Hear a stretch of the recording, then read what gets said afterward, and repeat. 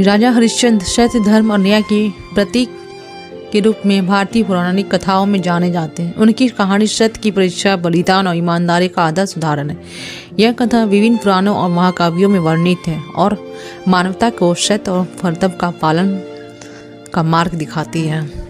प्राचीन काल में अयोध्या पर इक्ष्वाकुक वंश के राजा हरिश्चंद्र का शासन था।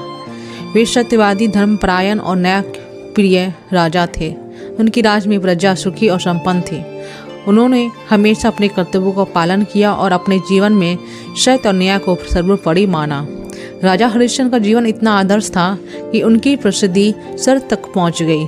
देवताओं और ऋषियों ने उनकी प्रशंसा की, लेकिन ऋषि विश्वामित्र ने सोचा कि राजा का सत्य और धर्म कितना अडिग है, इसकी परीक्षा लेनी चाहिए। उन्होंने राजा हरिश्चंद्र की परीक्षा लेने का निश्चय किया। एक दिन राजा हरिश्चंद्र में स्वप्न में एक आवाज़ सुनते हैं जिसमें उन्होंने यज्ञ करने का आदेश दिया जाता है। जागने पर वे इस आदेश का पालन करने का निश्चय करते हैं और यज्ञ की तैयारी शुरू करते हैं। तभी ऋषि विश्वामित्र वहां आते हैं और राजा से कहते हैं कि यह यज्ञ उनकी अनुमति के बिना किया जा रहा है, इसलिए राजा को उन्हें दक्षिणा देनी होगी। राजा हरिश्चंद्र धर्म और सत्य के पालन में इतने प्रतिबद्ध थे कि उन्होंने तुरंत दक्षिणा देने का वादा किया, लेकिन ऋषि ने इतनी बड़ी दक्षिणा मांगी कि राजा को अपना सारा राज और संपत्ति त्यागनी पड़ी। राजा हरिश्चंद्र अपनी पत्नी तारामती और पुत्र रोहित दास के साथ राज छोड़कर वन में रहने लगे।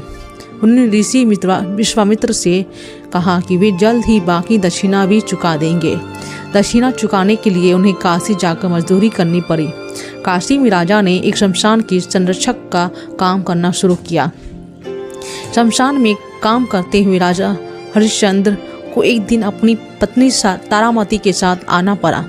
उनके पुत्र रोहित दास को स्वप्न में मृत्यु हो गई थी और वे उसके अंतिम संस्कार के लिए शमशान पहुंचे।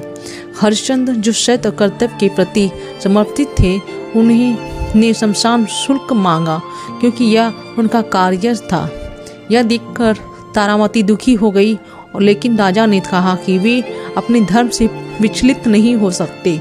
अंततः तारामती ने अपनी साड़ी का आधा भाग फाड़ कर शुल्क चुकाया।